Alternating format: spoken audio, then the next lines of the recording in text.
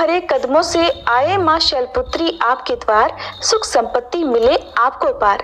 आप सभी को प्रथम नवरात्रि की मंगल शुभकामनाएं। माँ शैलपुत्री आप सभी भक्तजनों का कल्याण करें। प्रिय भक्तजनों, आज नवरात्रि के शुभ अवसर पर आप सुनेंगे माँ शैलपुत्री की संपूर्ण कथा। हिमालय की पुत्री होने के कारण ही इन्हें शैलपुत्री कहा जाता है।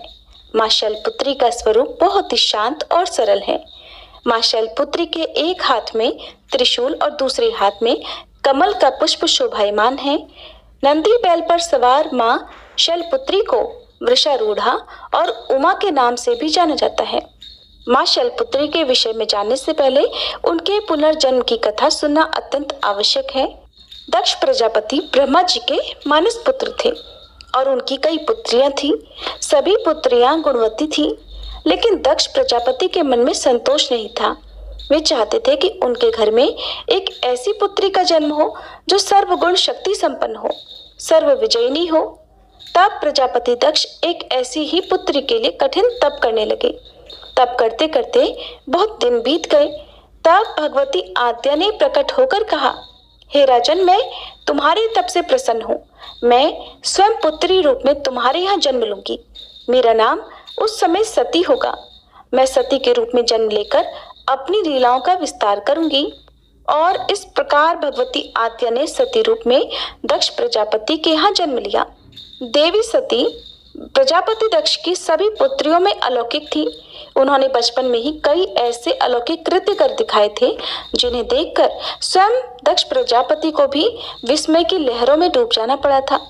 जब सती विवाह योग्य हो गई तो दक्ष को उनके लिए वर ढूंढने की चिंता हुई। उन्होंने श्री ब्रह्मा जी से परामर्श किया।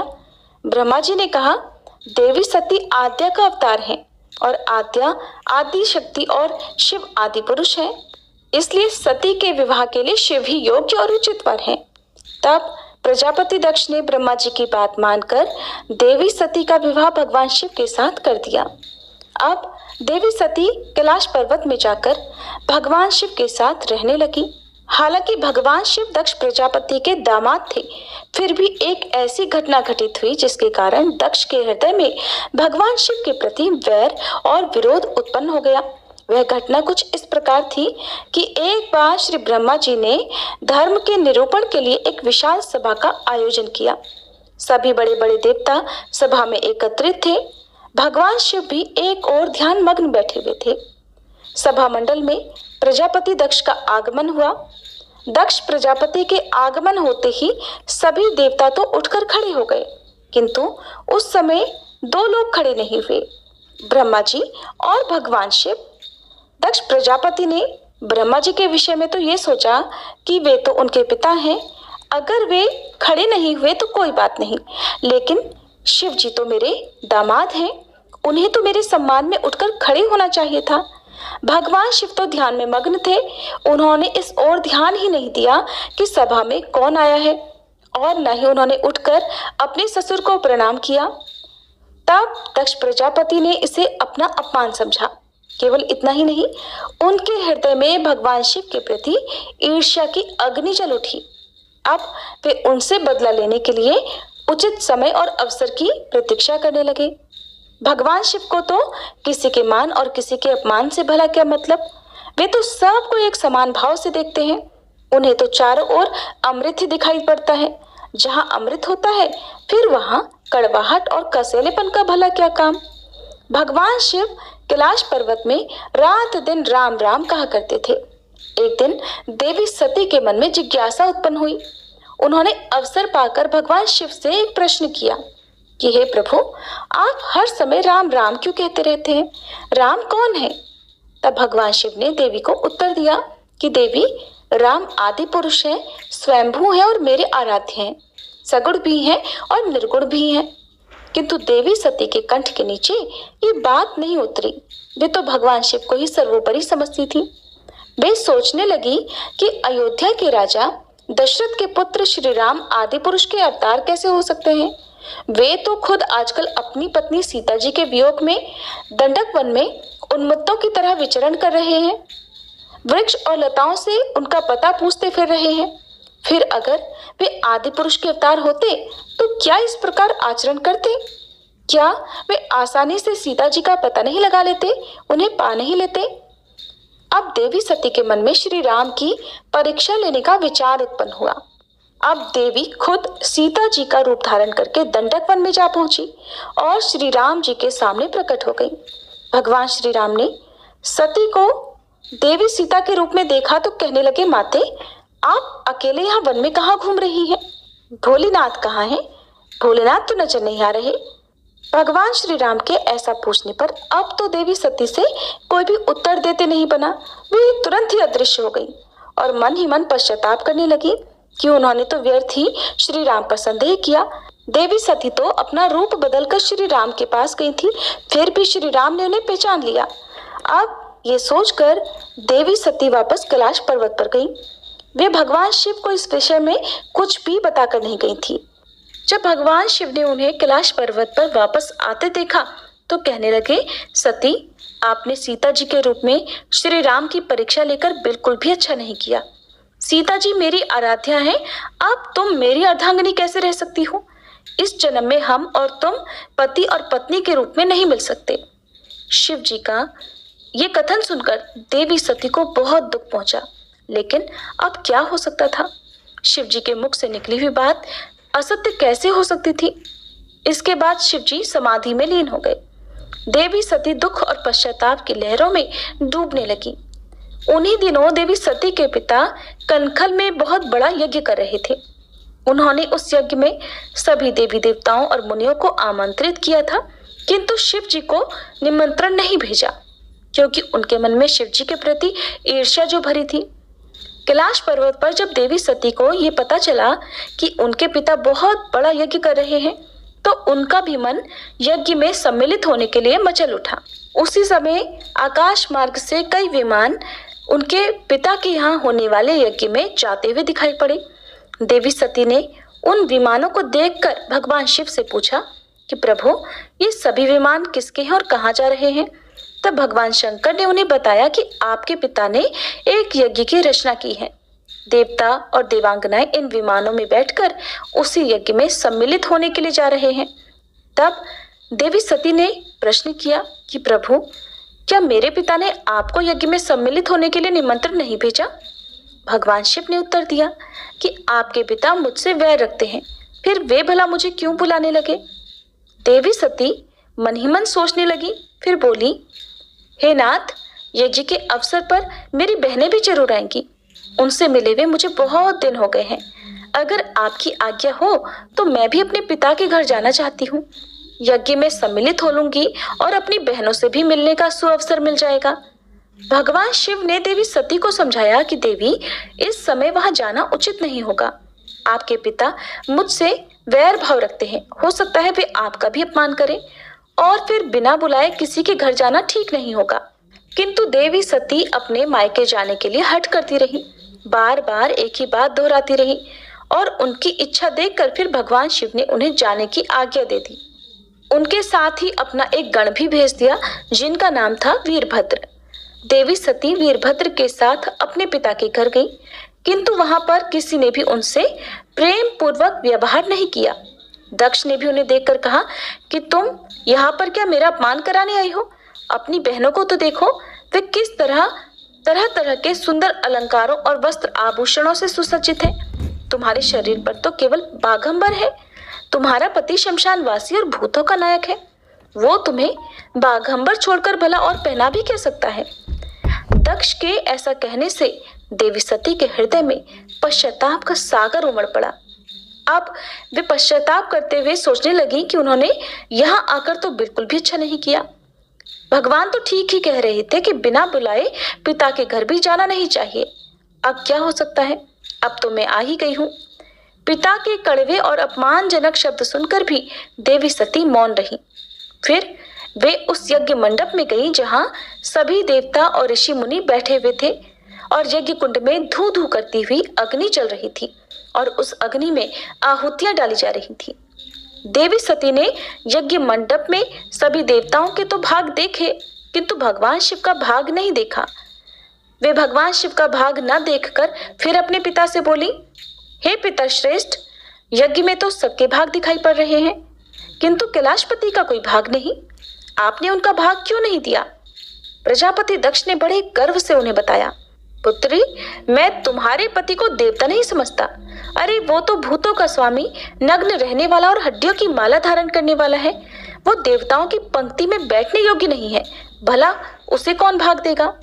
ये सुनते ही देवी सती के नेत्र क्रोध से लाल हो गए, उनकी भौहें टेढ़ी हो गई और उनका मुखमंडल प्रलय के सूर्य की तरह दमक उठा।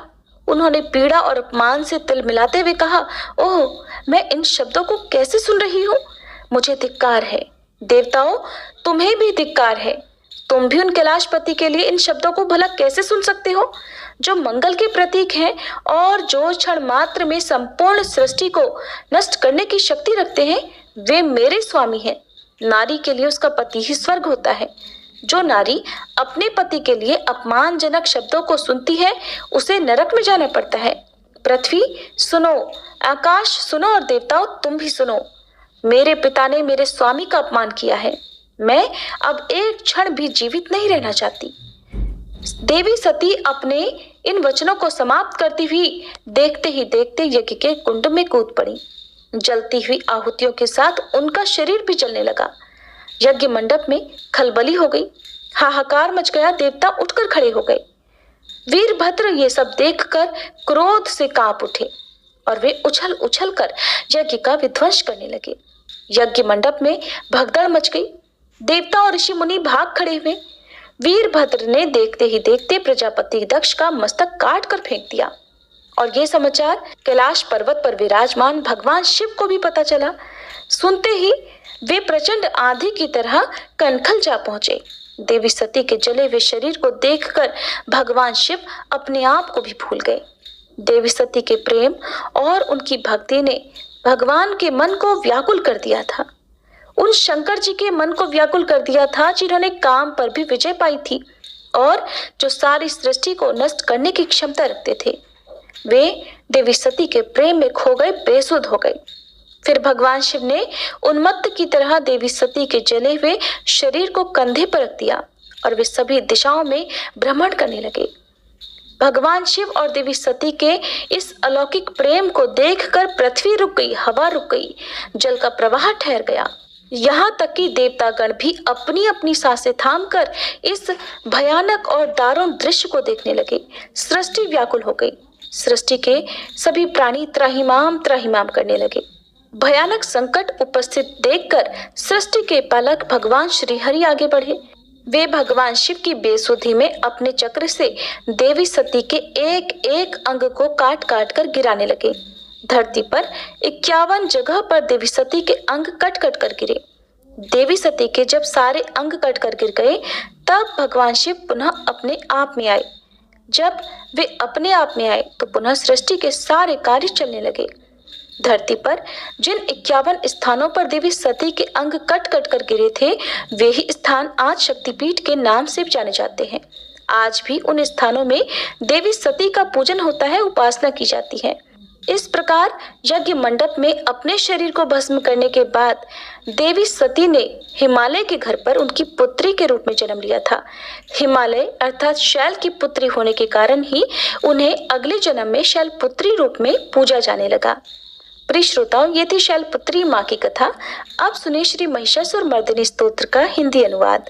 हे हिमालय राज की पुत्री, हे गिरिजा देवी, विश्व को आनंदित करने वाली देवी, नंदी गणों द्वारा पूजित, गिरिश्रेष्ठ विंध्याचल के शिखर पर निवास करने वाली देवी, अपनी लीला से भगवान श्री विष्णु को प्रसन्न करने वाली, इंद्रदेव के द्वारा नमस्कृत भगवान नीलकंठ की पत्नी, विश्व में विशाल कुटुंब वाली और विश्व को संपन्नता देने वाली, हे महिषासुर का मर्दन करने वाली भगवती, अपने बालों की लता से आकर्षित करने वाली पर्वत की पुत्री, आपकी जय हो, जय हो, जय हो। देवों को वरदान देने वाली, दुर्धर और दुर्मुख असुरों को मारने वाली और स्वयं में ही हर्षित रहने वाली, तीनों लोकों का पोषण करने वाली, शंकर जी को संतुष्ट करने वाली, पापों को हरने वाली और घोर गर्जना करने वाली, दानवों पर क्रोध करने वाली, अहंकारियों के घमंड को सुखा देने वाली समुद्र की पुत्री, हे महिषासुर का मर्दन करने वाली, अपने बालों की लता से आकर्षित करने वाली पर्वत की पुत्री, आपकी जय हो, जय हो, जय हो।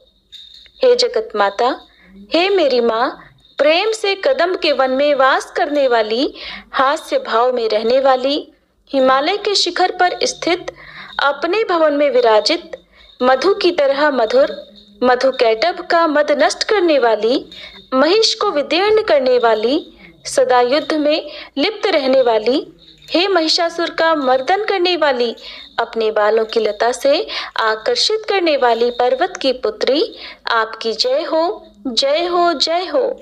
शत्रुओं के हाथियों की सूंड काटने वाली और उनके 100 टुकड़े करने वाली, जिनका सिंह शत्रुओं के हाथियों के सर अलग अलग टुकड़े कर देता है, अपनी भुजाओं के अस्त्रों से चंड और मुंड के शीश काटने वाली, हे महिषासुर का मर्दन करने वाली और अपने बालों की लता से आकर्षित करने वाली पर्वत की पुत्री, आपकी जय हो, जय हो, जय हो।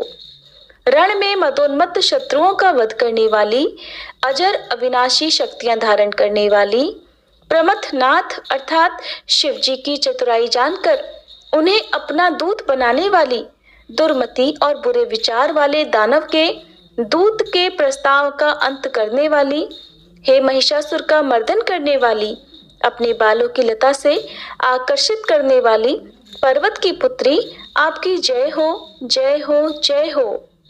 शरणागत शत्रुओं की पत्नियों के आग्रह पर उन्हें अभयदान देने वाली, तीनों लोकों को पीड़ित करने वाले, दैत्यों पर प्रहार करने योग्य त्रिशूल धारण करने वाली, देवताओं की दुंदुभी से दुमी दुमी की ध्वनि को सभी दिशाओं में व्याप्त करने वाली, हे महिषासुर का मर्दन करने वाली, अपने बालों की लता से आकर्षित करने वाली पर्वत की पुत्री, आपकी जय हो, जय हो, जय हो।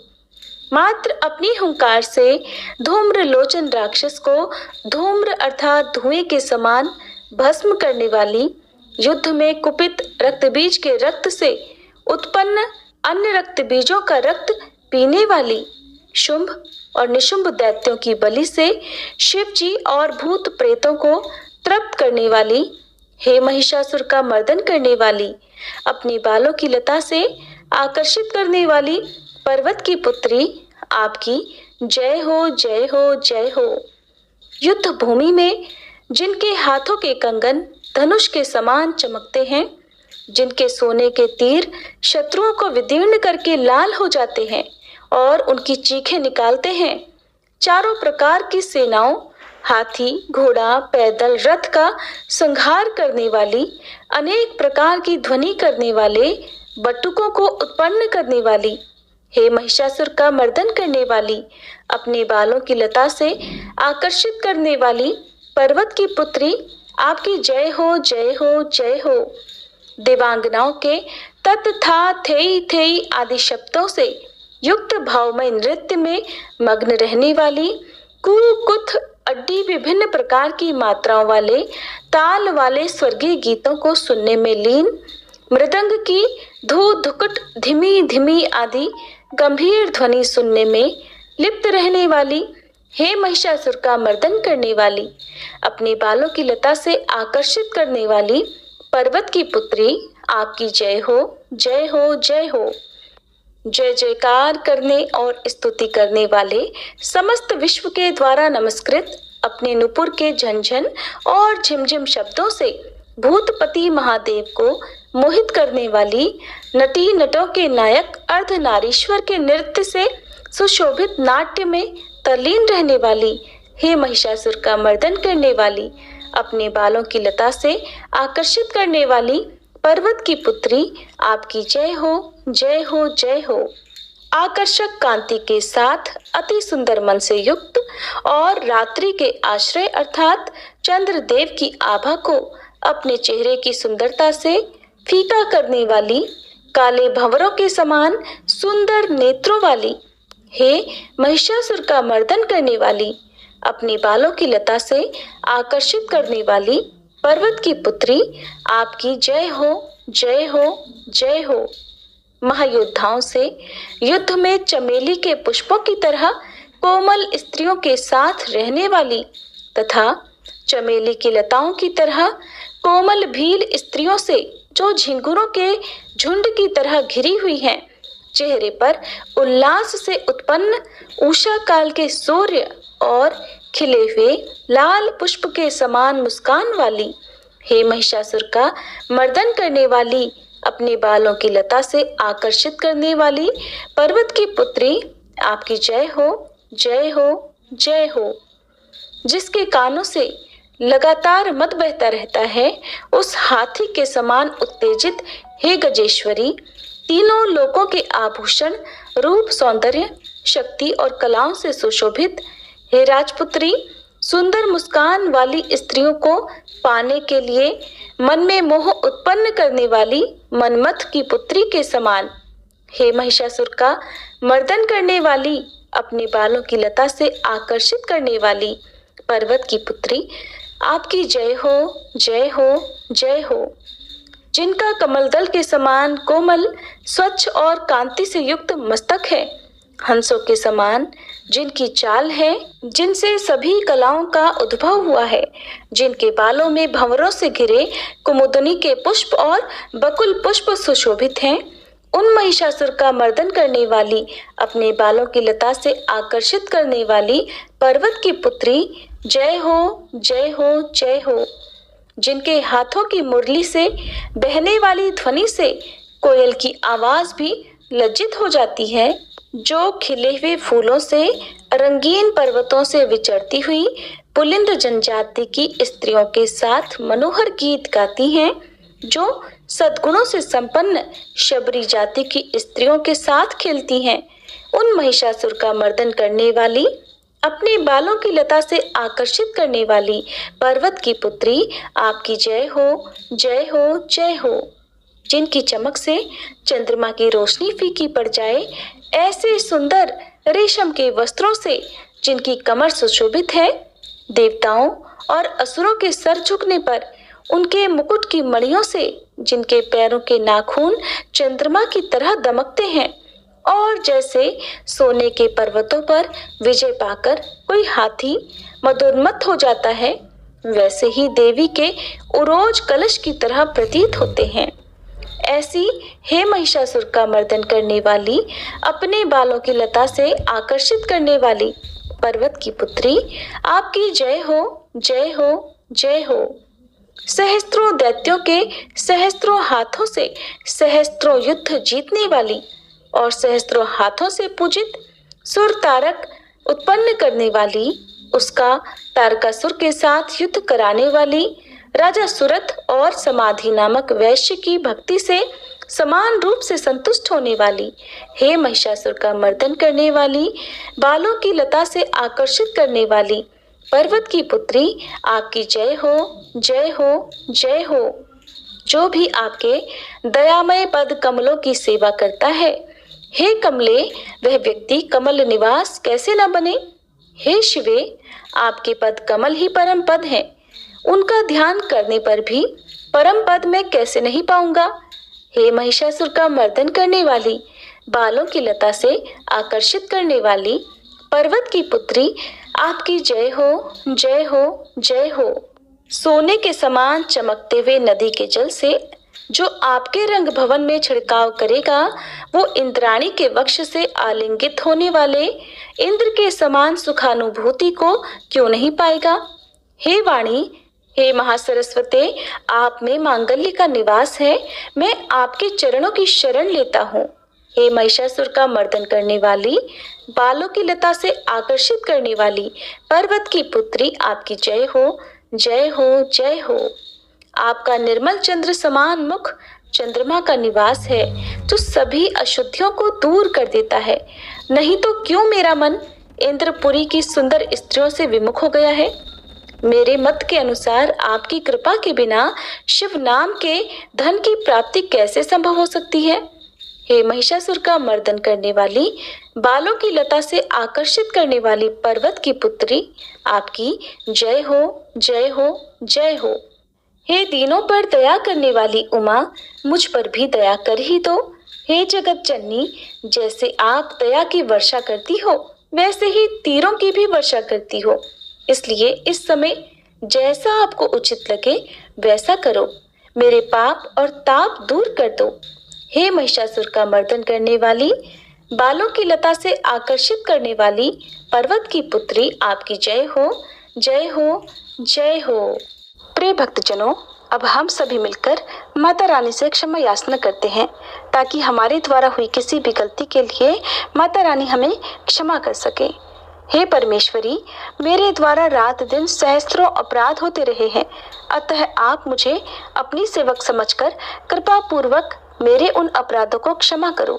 न तो मैं आह्वान करना ही जानती हूँ, न विसर्जन करना ही जानती हूँ और न पूजा ही करना जानती हूँ। हे परमेश्वरी, मुझे क्षमा करो। हे सुरेश्वरी, मैंने जो मंत्रहीन, क्रियाहीन और भक्तिहीन पूजन किया है वह सब आपकी दया से पूर्ण हो। सैकड़ों अपराध करके भी भक्त आपकी शरण में आकर केवल जगदम्ब कहकर ही मोक्ष को प्राप्त करते हैं, जिसे ब्रह्मादि देवगण भी पाने में असमर्थ होते हैं। हे जगदम्बिके, मैं अपराधी हूँ किंतु आपकी शरण में आई हूँ, अतः इस समय मैं दया की पात्र हूँ। आप जैसा चाहो वैसा करो। अज्ञानवश या बुद्धि भ्रम होने के कारण भूल से मैंने जो कुछ भी कम या अधिक कर दिया हो, हे देवी, हे परमेश्वरी, सब अपराध क्षमा करो और प्रसन्न हो। हे जगन्माता, हे कामेश्वरी, सच्चिदानंद स्वरूपिणी परमेश्वरी, आप प्रेम पूर्वक मेरी यह पूजा स्वीकार करो और मुझ पर प्रसन्न हो। आप गुप्त से भी गुप्त वस्तु की रक्षा करने वाली हो। आप मेरे किए हुए इस जप को ग्रहण करके मेरे सभी अपराधों को क्षमा करो। हे देवी, हे महेश्वरी, आपकी कृपा से मुझे सिद्धि की प्राप्ति हो। दोस्तों, आपको ये कथा कैसी लगी कृपया कमेंट कर ज़रूर बताएं। वीडियो पसंद आया हो तो लाइक करें और अपने दोस्तों के साथ शेयर करें। ऐसी ही और भी बहुत सारी कहानियों को सुनने के लिए चैनल को सब्सक्राइब ज़रूर करें